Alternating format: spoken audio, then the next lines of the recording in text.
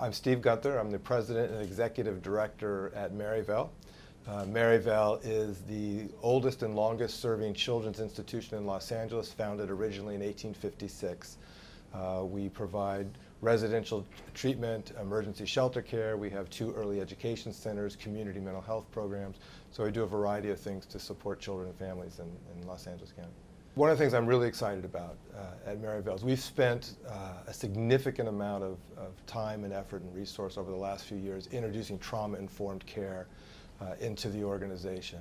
Everybody who works at Maryvale, when they come to the organization, goes through an initial training on trauma to really understand trauma, the impact of trauma in the lives of those that we're serving, and more importantly, to understand the impact of trauma in our own lives. Then we have a second part in that, especially for our residential program staff, that's really geared at, now that we are understanding trauma, what does that look like in the work we're doing day to day with the kids that are living with us, that we're responsible for, and primarily right now in our residential programs. Trauma-informed care is really based in relationship.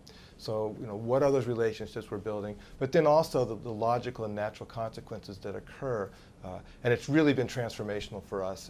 We have a young woman who now works with us in one of our early education programs.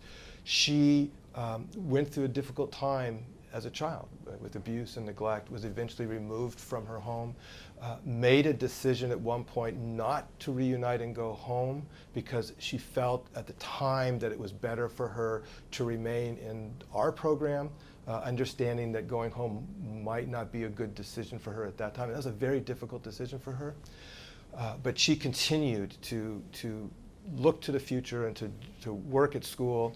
She began to volunteer in our early education program on our campus, eventually moved into a transitional housing program, continued to volunteer. She'd get up and get on the bus every day. She would be at the center on time, and she was volunteering. Never missed a day, always there. Eventually earned enough credits at college that she was able to be hired as a teacher's assistant. So she is now an employee of the organization and working in our early education center program, and is just moving forward with her dreams as an early education teacher. But never let her past and her history, that part of her story, define who she is or stop her from being successful. So it's those stories, those kids that inspire me every day and keep me doing what I do.